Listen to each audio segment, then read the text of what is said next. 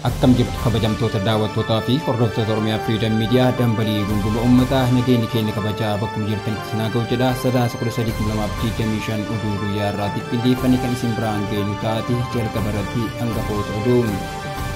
IMF Itoophiyaa fi Keeniyaan liqii Chaayinaa doolaara Ameerikaa irraa gara jijjiirraa yuwaan Chaayinaatti jijjiiruun balaa fiduu mala jedhe. Buufata sakatta'iinsa seeraan alaa godinaalee adda addaatti socho'uuf meeshaalee bilisaan gufachiisan buqqisuuf hojiin eegalame. Ameerikaan daangaa Gaazaa irratti buufata waraanaa yeroof ijaaruuf yaada jirti dubbii jedhu White House haaleera. Raashiyaan naannoo paarlaamaa Awustiraaliyaatti imbaasii haaraa ijaaruuf adeemsa seeraa irratti mo'amte. OFM dambalii gunguma uummataa irraa oduu isinitti himuun kan isin waliin turan Gadaa Walaabuutii amma oduu bal'inaan. IMF Itoophiyaa fi Keeniyaan liqii Chaayinaa doolaara Ameerikaa irraa gara jijjiirraa yuwaan Chaayinaatti jijjiiruun balaa fiduu mala jedhe. Dhaabbanni maallaqa idil addunyaa IMF Itoophiyaa fi Keeniyaan liqii Chaayinaa doolaara Ameerikaa irraa gara yuwaan Chaayinaatti yeroo jijjiiran balaa maallaqaaf saaxilamuu akka danda'an akeekkachiiseera. Guutuu isaa akka ta'an isiniif dhiyeessina. Dhaabbanni maallaqa idil addunyaa IMF Itoophiyaa fi Keeniyaan liqii Chaayinaa doolaara Ameerikaa irraa gara yuwaan Chaayinaatti yeroo jijjiiran balaa maallaqaaf saaxilamuu akka danda'an akeekkachiiseera. Akka Bloomberg jedhutti tarsiimoon kun baasii tajaajila liqaa hir'isuuf kan kaayeffatedha. Keeniyaan tarkaanfii kana daftee fudhachuun waggaatti doolaara miliyoona 215 qusataa akka jirtu himama. Itoophiyaanis liqii Chaayinaa doolaara biliyoona 5.38 bifa wal fakkaatuun irra deebiin gurmeessuuf yaadaa jirti. Kunis yuuroo boondii doolaara biliyoona 1 dhabuu isii hordofeeti. Kun dhiibbaa faayinaansii yeroo gabaabaa salphisuu kan danda'u ta'us caasaa irratti hundaa'uun balaa maallaqa haaraa fiduu danda'a jechuun IMF akeekkachiise. Dhala gadaanaa ta'uu isaatiin yuwaan Chaayinaa biyyoota Afrikaa biratti jaalala horataa dhufeera. Boondii yuwaan boondii paandaa jedhamuunis kan beekamu bara 2015 kan ba'e yoo ta'u bara 2025tti jiddu galeessaan dhala parsantaa 2.4 kan argatu yoo ta'u kunis baasii liqii doolaara walqixa ta'e walakkaa gadi ta'a. Haa ta'u malee yuwaan irratti hirkatamuun kun maallaqni akka wal hin simne haala jijjiiramuu danda'u daangeffamee fi imaammata maallaqaa biyya keessaa Chaayinaaf saaxilamuu fiduu danda'a jedheera. Oduu kana walqabatiin baankiin addunyaa akka gabaasitti ji'oota 8 jalqaba bara kana keessatti birriin Itoophiyaa maallaqa Afrikaa keessaa isa dadhabaa ta'uu ibseera. Shilingiin Keeniyaa bara 2023tti haalaan gadi bu'us bara 2024 fi 2025tti deebi'ee haalaan ol ka'eera. IMF walitti qabaadhaan birmannaan yeroo gabaabaa gatii tasgabbii yeroo dheeraatiin dhufuu hin qabu jechuun biyyoonni balaa dhufuu fi faayidaa isaa akka madaalan dhaameera. Buufata sakatta'iinsaa seeraan alaa godinaalee adda addaatti socho'u meeshaalee bilisaan gufachiisan buqqisuuf hojiin eegalame.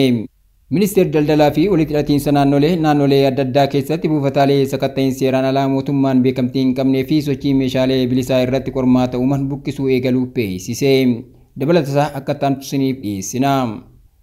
Ministeerri daldalaa fi walitti hidhatiinsa naannolee adda addaa keessatti buufataalee sakatta'iinsa seeraan alaa mootummaan beekamtii hin qabnee fi sochii meeshaalee bilisaa irratti qormaata uuman buqqisuu eegaluu beeksise.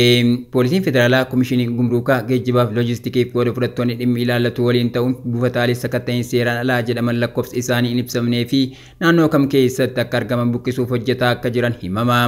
Buufanni sakatta'iinsa seeraan alaa baay'achuun daldala mijataa gufachiiseera kan jedhan Ministeerri daldalaa fi walitti hidhatiinsa naannootti Daareektarii Kominikeeshinii obbo Wandimuu Filaatee buufata sakatta'iinsa diiguun oomishni gatii madaalawaadhaan akka argamuu fi daangaa malee akka raabsamuuf hanqinni oomishaa akka tasaa akka hin uumamne taasisa carraa alergii babal'isaa jedhan. Bara baajataa kanatti doolaarri biliyoona 9.4 karoorfamuu isaa kan ibsan Daareektarri kun kana keessaa doolaarri biliyoona 2.48 ji'oota 3 darban keessatti argameera.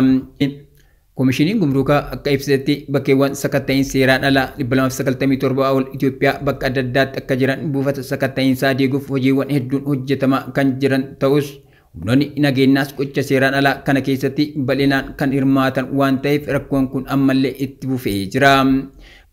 Kanaan dura ministeeronni federaalaa akka jedhanitti buufataaleen gibiraa kottee faayidaa mootummaa osoo hin taane dantaa dhuunfaa saabsaabdota gibiraa fi hooggantootaati jedhan. Ministeerri daldalaa fi walitti hidhatiinsa naannoo obbo Kaasam Gonfee buufataaleen sakatta'iinsa seeraan alaa 283 ni jiru jedhanii turuun ni yaadatama. Haa ta'u malee har'as buufanni sakatta'iinsaa kunneen kan jiranidha. Kun kanaan osoo jiru biiroon galiiwwan Oromiyaa konkolaattonni bakka tokkotti gibira kaffalan buufata sakatta'insa naannichaa irratti akka deebi'ee hin kafalle xalayaadhaan gaafa sadaasa guyyaa tokko 2018 ajaja kennee ture. Haa ta'utii garuu sassaabdonni gibiraa qawwee fi uffata dambii uffatan agarsiisuudhaan kafaltii gaafataa kan jiranii fi qaamni tokkollee akka isaan ajajuuf mirga hin qabnellee himuu isaanii OFM odeeffateera. Ameerikaan daangaa Gaazaa irratti buufata waraanaa yeroof ijaaruuf yaadaa jirti dubbii jedhu White House haaleera. Dubbii himtuu White House Caroline Levitt gaazexeessitootaaf akka himanitti gabaasni kun waraqaa qofa irratti kan hundaa'e ta'uu ibsaniiru. Guutuu isaa akka ta'an isiniif dhiyeessina. Bihimtuu White House Caroline Levitt gaazexeessitootaaf akka himanitti gabaasni kun waraqaa qofa irratti kan hundaa'e ta'uu ibsaniiru. Barreeffamni kun gaaffii nama kutaa humnoota galaanaa keessaa waa'ee yaadrimee gara fuulduraatti guddina ta'uu danda'u tokko irraa dhiyaate irratti kan hundaa'e yoo ta'u, riippoortarri kun garuu akka karoora ofiisaatti fudhate jedhaniiru. Qondaaltota olaanoo federaalaa USA waliin mirkaneesseen jira jechuun dubbihimtuun kun itti dabaluudhaan kun waan Ameerikaan hirmaachuu barbaaddu miti, wayita ammaa kanas waan nuyi keessa jirru miti jedhanii. Tibbana miidiyaaleen Israa'elii fi dhaabbanni oduu Ameerikaa Bloomberg jedhamu qondaaltota Israa'el maqaan isaanii hin ibsamnee fi sanadoota isaan argan waabeffachuun Waashingtan naannoo daangaa Gaazaatti buufata naannoo waraanaa guddaa hundeessuuf ilaalaa akka jirtu gabaaseera.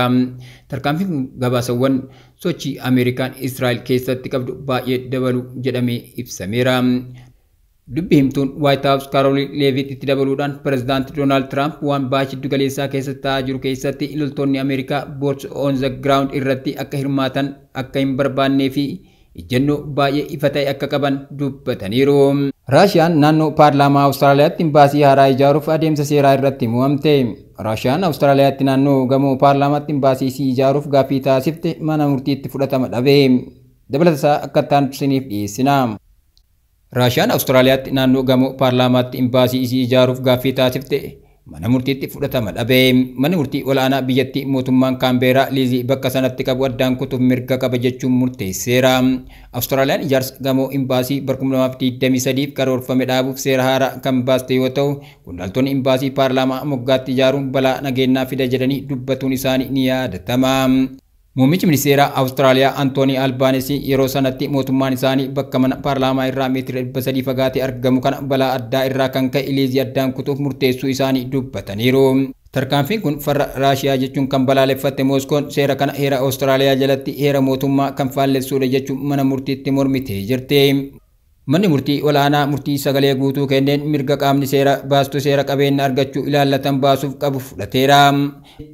Manni murtichaa Raashiyaan bara 2008tti liizii waggaa 99 gara $2 miliyoona erga kafaltee booda beenyaa argachuuf mirga akka qabdu murteesse. Manni murtichaa kanaan dura Mooskoon qondaaltonni isii akka hin buqqifamneef yaaliin dhiyeessite kuffisee ture. Dhaabbileen basaasa biyyaalessaa bakkichi balaa nageenya biyyaalessaa ta'uu erga akeekkachiisanii booda mootummaan lafa kana irratti liizii Raashiyaan qabdu xumuruuf waxabajjii 15 seera haaraa baase. Imbaasiin Raashiyaa murtee kana ilaalaa akka jiru dhaabbanni oduu Awustiraaliyaa ABC News gabaaseera.